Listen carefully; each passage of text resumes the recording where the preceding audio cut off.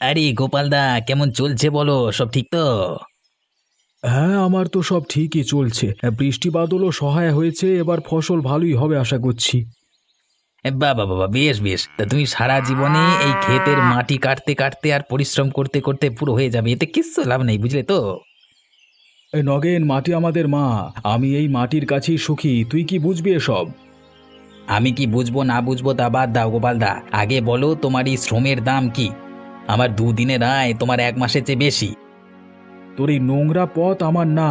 আমি সৎ পথে কাজ করি, এর মাধ্যমে যা পাই আমি তাতেই খুশি থাকি। এই মাটির শক্তি আমাকে বাঁচিয়ে রাখে। সৎ পথে সবাই কঙ্কাল হয়ে যায় গোপালদা। আরে আমার মতো চালাকি করলে পেট ভরে মনের মতো জিনিস খাওয়া যায়, মনের মতো করে বাঁচা যায়, আর এত পরিশ্রমও করতে হয় না। তুই কি ধরনের কাজ করিস গ্রামের ছোট বড় সবাই জানে, আর তাতে তুই যাই পাস না কেন সম্মান তো পাস না। আরে আর তুমি মনে হয় কত সম্মান পাও। আমি মাটিতে শ্রম দিয়ে ফসল ফলিয়ে খাই নগেন, তোর এই চালাকির টাকা আমার ঘরে ঠাঁই পাবে না। আমি এই মাটির আশীর্বাদ নিয়ে বাঁচি।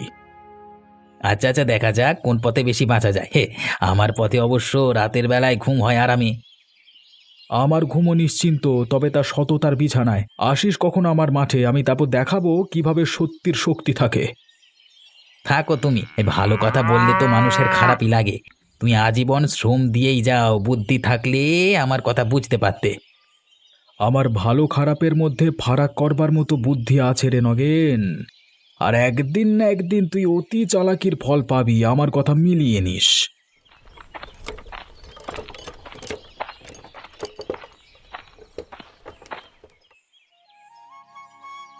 তাহলে কিরে পলাশ, পিকনিকের জন্য কোন জায়গাটা ভালো হবে বলতো?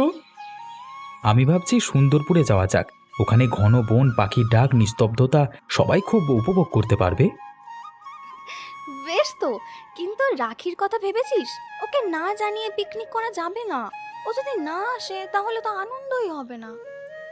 ঠিক বলেছিস পূজা, ওর সঙ্গে আমি কথা বলবো আজকেই। ওর তো নতুন নতুন জায়গায় যাওয়ার দারুণ শখ। না না রঘু, আমি যাব বলতে। আমার না অনেক দিন ওর সাথে দেখা হয়নি রে। আচ্ছা বেশ, তুই যাস, কিন্তু এবার বল খাবারের আয়োজনটা কে করবে? ঠিক আছে, তাহলে আমি খাবারের আয়োজন করব। কিন্তু কি কি নিয়ে যাওয়া উচিত রে? হালকা কিছু টিফিনের জন্য পাউরুটি, মিষ্টি, ফলমূল, অবশ্যই চা। পিকনিকে চা ছাড়া কি চলে? একবারই চলে না, তবে আসল খাবারটা কি? বিরিয়ানি কেমন হবে, কিংবা ফ্রাইড রাইস?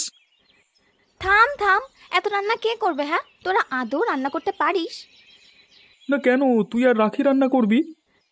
হ্যাঁ, কেন তুই বিরিয়ানি বানাতে পারবি না?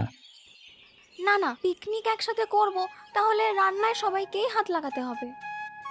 আচ্ছা সে না হয় সবাই হাত মিলিয়ে কাজ করব, কিন্তু আসল মেনুটা কি হবে তাড়াতাড়ি বল। লম্বা লম্বা চালের ভাত আর মাংসের ঝোল, কি কেমন বল? একদম ঠিক আছে, কি বলিস পলাশ? হ্যাঁ হ্যাঁ, সব ঠিক আছে। তাহলে সব ঠিকঠাক। হ্যাঁ, আমরা আগামী রোববারের পিকনিকে যাচ্ছি। হ্যাঁ, খুব মজা হবে। হ্যাঁ, খুব মজা করব। আমি রাখির বাড়ি গিয়ে ওকে জানিয়ে দিই এখনই। আচ্ছা, তাহলে সব কিছু ঠিকঠাক। হ্যাঁ।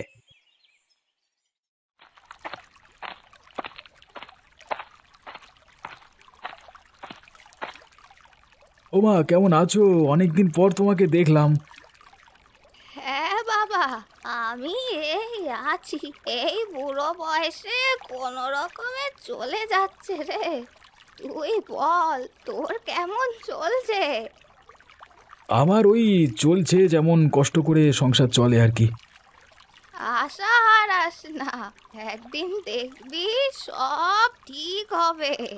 তবে শুনলাম তোর সাথে নাকি নগেনের কথা কাটাকাটি হয়েছে। সে আবার কি বলছে? নগেন, ওর কথা আর বলো না। সে তো চিরকাল একই রকমের বদ। আমাকে বলছে আমার এই খেটে খাওয়ার জীবন নাকি কোনো লাভের না। ও মা, ছেলেটা নিজের ভালো মন্দ কিছু বোঝে না, আবার অন্যের কথা বলবে? আমি তো ওকে চোখেও দেখতে পারি না রে বাবা। মা, তুমি ঠিকই বলেছ। আমি তো বললাম আমার এই মাটি আর ফসলের কাছেই আমার শান্তি। তোমার তো জানা, এই মাটি আমাদের সব। একেবারে ঠিক বলেছিস, এই মাটির মতো কিছুই নেই রে বাবা। ওই নগেনের মতো লোকগুলো কখনোই বুঝবে না এই মাটির মূল্য কত। মা, আমি ওর কথা মনে করি না, আমি তো আমার ফসলের কথা ভাবি। আমাদের গ্রামের সবার ভালো হোক, এটাই চাই। সেটাই তো আসল কথা। তুই যেন সব সময় এইভাবেই চলিস। নগেন যা বলে বলুক, তুই তোর পথে চল। হ্যাঁ মা, আমি তোমার কথা মনে রাখবো। চলো তোমাকে এগিয়ে দিই। না না, আমি একাই চলে যাব। তুই বিশ্রাম নিচ্ছিলিস, বিশ্রামই নে। আমি আসি, ভালো থাকিস বাবা। হ্যাঁ বুড়িমা, তুমি সাবধানে যেও কেমন।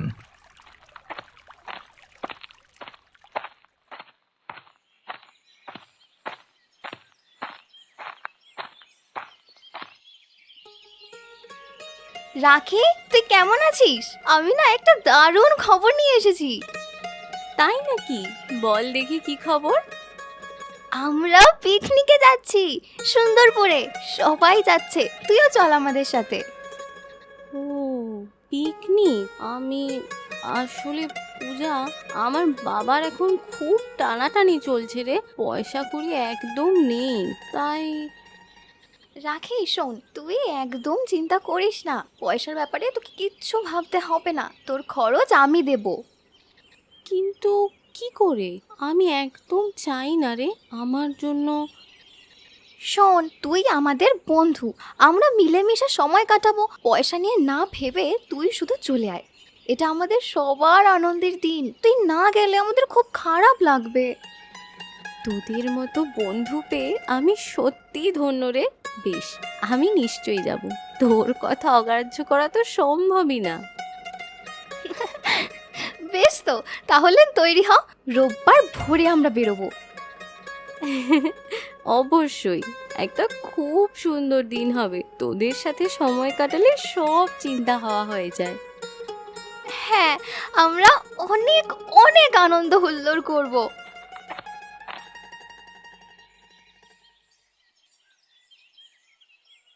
পলাশ, এখানে পিকনিক করলে কেমন হয়? ভালো বুদ্ধি। এই পুরনো বাড়িটার সামনে পিকনিক করলে বেশ মজাই হবে। ওই বাচ্চারা, এখানে কি হচ্ছে? ভূতের বাড়িতে পিকনিক করবে নাকি? হ্যাঁ, নগেন কাকা, এখানে আপনার কি কাজ? আপনি লুকিয়ে লুকিয়ে আমাদের কথা শুনছেন? না না, আমি তো তোদের কথা শুনতে পেয়ে সাবধান করতে এলাম। সাবধান? কিসের সাবধানতা? ওরে শোন রঘু আর পলাশ, আরে এই বাড়িটা ভূত রে। আমি শুনেছি রাতে নাকি এখানে অদ্ভুত সব আওয়াজ শোনা যায়। তা তোদের মতো পোলাপান এখানে পিকনিক করবে, তাই ভাবলাম সাবধান করে দিই। ভূতের গল্প দিয়ে আমাদের ভয় দেখানো বাদ দাও নগেন কাকা। আমরা এখানে পিকনিক করতে চাই আর করবই। দেখি কতদিন চলে। যখন ভূতের আওয়াজ শুনবি তখন দৌড়ে পালাবি। ভূতের কথা বাদ দাও, ভূত টুত কিছুই হয় না। আমরা এখানে আসবো, পিকনিক করব এবং আনন্দ করব। তোমার ভয় দেখানো আমাদের থামাতে পারবে না। ঠিক বলেছে রঘু, আমরা এখানে আমাদের পিকনিক করব। নগেন কাকা, তুমি শুধু শুধু আমাদের ভয় দেখিও না। যাইছে কর না, আমার দায়িত্ব ছিল সাবধান করে দেওয়া, সাবধান করে দিচ্ছি, ব্যাস, বাকি তোরা নিজেরাই বুঝে নে। হ্যাঁ,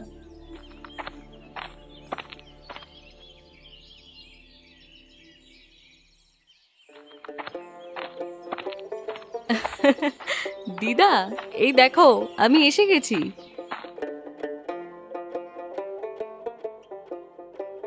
ও মা, নিকিতা, তুই কখন এলি মা? এই তো এলাম দিদা, কেমন আছো তুমি? আমি ভালোই আছি রে, তুই কেমন আছিস? এত দিনে এই বুড়ির কথা মনে পড়লো তোর? আমি তো ভালোই আছি দিদা, আর তুমি রাগ করছো কেন? আমি এবার বেশ কিছুদিন এখানে থাকবো, তোমার সঙ্গে আরো অনেক বেশি সময় কাটাবো। তুই আসলি বলে আমি খুব খুশি। এই পুরনো বাড়িতে তোর পা পড়লে যেন উৎসব লেগে যায়। দিদা, তোমার কথা আর হাসি মুখটা দেখলেই না আমার সব ক্লান্তি দূর হয়ে যায়। আমি ভাবছি কিছুদিন এখানে থেকেও কাজ করব। তোর সেই গোয়েন্দা কাজগুলো কেমন চলছে রে? তুই তো বড়ই বীর, আমাদের গর্ব। চলছে দিদা, সব চলছে, কিন্তু এই এখন একটু বিরতি নিলাম। আমার পরিবারের পাশে থাকার সময় তো এটা। তুই ঠিকই বলেছিস রে মা। আমরা একসঙ্গে গ্রামের আশেপাশে ঘুরবো, গল্প করব। তোর হাতের রান্নাও কতদিন খাই না, খুব ইচ্ছে করে জানিস তোর হাতের রান্না খেতে। অবশ্যই দিদা, আমি তোমার জন্য বিশেষ কিছু রান্না শিখেছি, সেগুলোই তোমায় করে খাওয়াবো। এবার তো আমাদের একসাথে মিলে মজা করার পালা।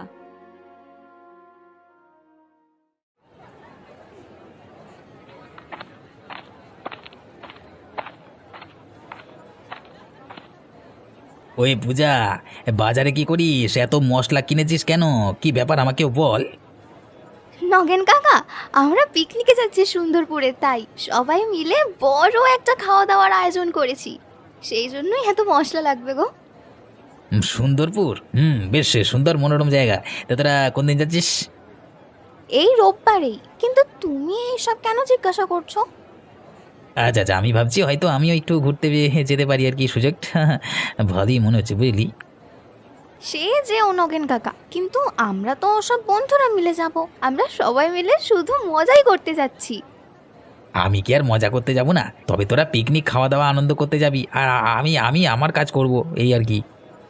ঠিক আছে নগেন কাকা, আমি তাহলে আসি, আমার সব নেওয়া হয়ে গেছে। তুই চিন্তা করিস না পূজা, হ্যাঁ, তোদের খালি সামান্য ঝামেলায় ফেলবো আর আমি আমার কাজ করব।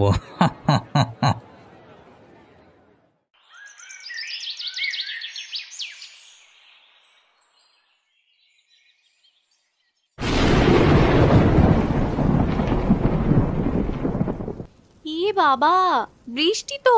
তাড়াতাড়ি সবাই ভেতরে চলে আয়, সব তো ভিজেই গেল। দূর। এখানে অন্তত বৃষ্টির জল ঢুকছে না রে।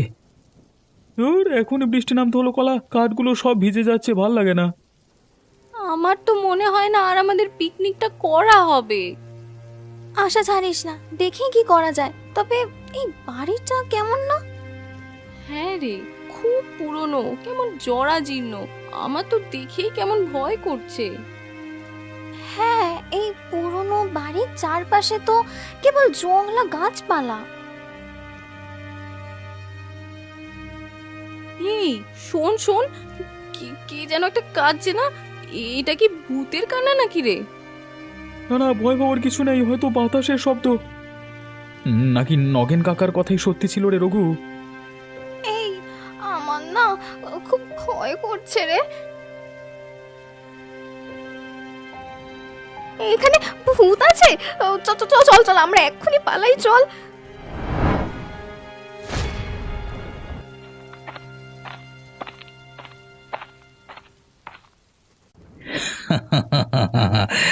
তোদের ভয় দেখানোর পরিকল্পনা কেমন? বাচ্চা বাচ্চা ছেলে মেয়ে পিকনিক করছে, হ্যাঁ? যজ্ঞ আমার কি? আরে আমার তো বেশ ভালোই লগ্নি হলো, এবার কর তোরা পিকনিক।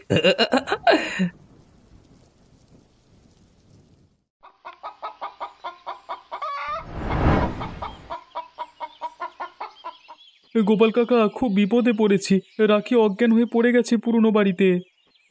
ওখানে ভূত আছে, আমরা সবাই পালিয়ে এসেছি, কিন্তু রাখি ওখানেই অজ্ঞান হয়ে পড়ে আছে। তোর এই পুরনো বাড়িতে কি করতে গেছিলিস? হ্যাঁ, আসলে আমরা ওই বাড়ির সামনে পিকনিক করছিলাম, হঠাৎ করে আকাশ কালো হয়ে ঝমঝম করে বৃষ্টি পড়তে শুরু করলো। তাই আমরা ওই বাড়ির ভেতরে আশ্রয় নিয়েছিলাম, কিন্তু আমরা ওখানে যাতায়াতে ওখানকার ভূত খেপে চিৎকার করে। আমরা তো পালিয়ে আসি, কিন্তু রাখি ওখানে জ্ঞান হারিয়ে ফেলে। আমাদের ও বাড়িতে ঢোকবার আর সাহস নেই। তুমি চলো না আমাদের সাথে। তোরা এত পাকা কেন রে? পড়াশোনা নেই, পিকনিক করছে বন্ধুদের নিয়ে।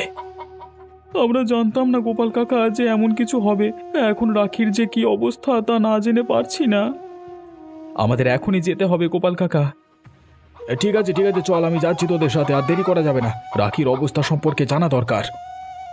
আমরা আশা করছি রাখি ঠিক আছে, আর কোনোদিন এমন ভুল কাজ করব না। ঠিক আছে, এখন শুধু রাখির কথা ভাব। সামনে যা হবে তা হবে, এখন রাখিকে বাঁচানো আমাদের প্রধান কাজ। হ্যাঁ হ্যাঁ গোপাল কাকা, তুমি এসো, দ্রুত এসো।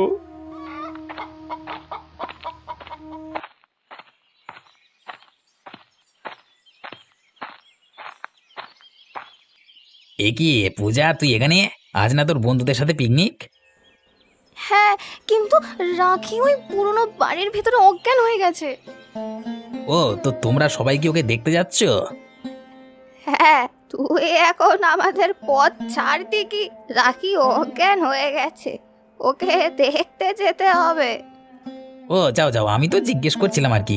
আমি তো ওদের ও বাড়ির ভূতের কথাও বলেছিলাম, আমি কি জানতাম এমন হবে। তা নগেন, আমরা তো তোমাকে খালি রাখির অজ্ঞান হওয়ার কথাটাই বলেছি। কিভাবে অজ্ঞান হলো, মানে ভূতের ভয়ে নাকি মানুষের ভয়, কই সেটা তো বলিনি। তা তুমি কি কিছু লুকিয়ে যাচ্ছ নাকি? হে নিকিতা, আমি তো ওদের মানে কাল ওটার জন্য সাবধান করেছিলাম, আর আজকে তাই হলো। মানে আমি আমার কথা যদি শুনতো তাহলে হতোই। আচ্ছা নগেন কাকা, এখন আমাদের সাথে আর কথা বাড়িও না। নিকিতা দিদা তাড়াতাড়ি চলো। হ্যাঁ, শিগগির শিগগির শিগগির তোমরাও যাও। আমি বুঝতে পারছি, মানে আমি আসলে রাখি কেমন আছে খোঁজ নিতে চাচ্ছিলাম। মানে আমি আসি কেমন। কেন, রাখির জন্য তোমার যখন এত চিন্তা, চলো তাহলে আমাদের সাথে। না না, আমার অনেক কাজ আছে, আমি আসি, তোমরা যাও, আমি পরে খোঁজ নেবো। যাও যাও, তোমরা যাও। হ্যাঁ নিকিতা দিদি, চলো তাড়াতাড়ি। ওদিকে রাখির যে কি অবস্থা কে জানে, খুব ভয় করছে আমার।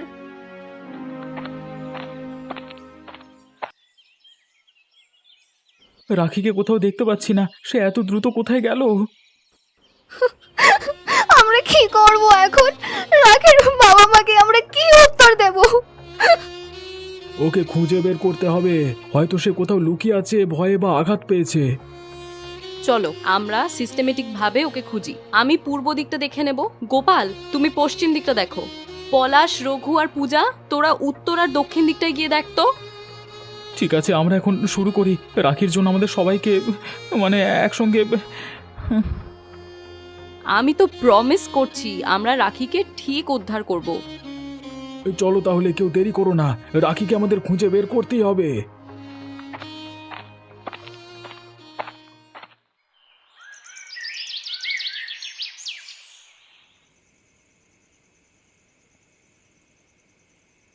শুনে রাখ রাখি, কাল সকালেই আমি তোকে বিক্রি করে দেবো।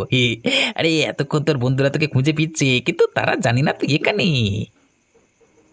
নগেন কাকা, তুমি এটা করতে পারো না। আমাকে ছেড়ে দাও, দয়া করে আমাকে ছেড়ে দাও। আমার পরিবার আমাকে খুঁজছে। আরে তোর পরিবার তারা তোকে খুঁজে পাবে না, আর যখন খুঁজে পাবে ততক্ষণে তুই এখান থেকে অনেক দূরে চলে যাবি। কিন্তু তুমি কেন আমার সাথে এমন করবে?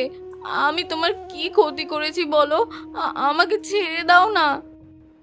আরে মোনা, এত ভয় পাচ্ছিস কেন? ভয় পাস না। আরে হ্যাঁ, সত্যি তুই আমার কোনো ক্ষতি করিসনি, কিন্তু তোকে ছেড়ে দিলে আমার খুব ক্ষতি হয়ে যাবে, বুঝলি? বাঁচাও, আমাকে কেউ বাঁচাও। আমি এখানে আটকা পড়ে আছি, আমাকে বাঁচাও। চুপ চুপ, বেশি যদি চেঁচাস গলার নলি কেটে দেবো। যদি মরতে না চাস একদম চুপ থাক। আমাকে বেঁচে দিয়ে তুমি কি পাবে? আমাকে দয়া করে ছেড়ে দাও। আরে টাকা পাবো, টাকা পাবো, অনেক টাকা পাবো। আরে এখন তুই এখানে চুপ করে বস থাক। জানিস তো বেশি চিল্লাম চিল্লি করলে আমি কি করবো।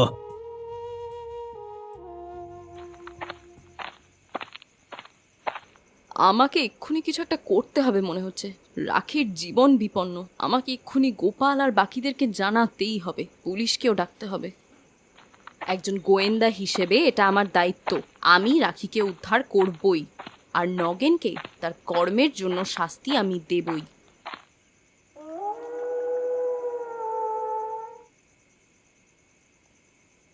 তোর এই কাজের জন্য তুই কখনো ক্ষমা পাবি না নগেন। তুই বাচ্চাদের পুরনো বাড়িতে ভয় দেখিয়ে রাখিকে তুলে এনেছিস, রাখিকে বিক্রি করবার চেষ্টা করেছিস। আমি ভুল করেছি, আমি মানছি।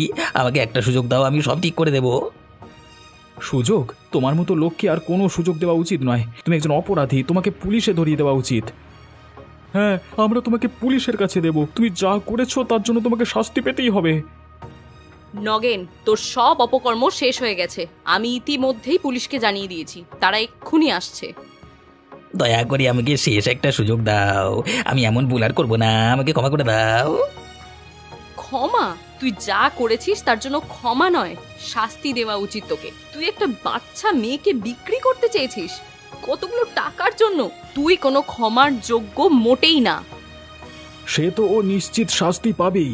কিন্তু নিকিতা, তুমি তো এখনো বললে না যে তুমি কিভাবে বুঝলে নগেনই রাখিকে লুকিয়ে রেখেছে।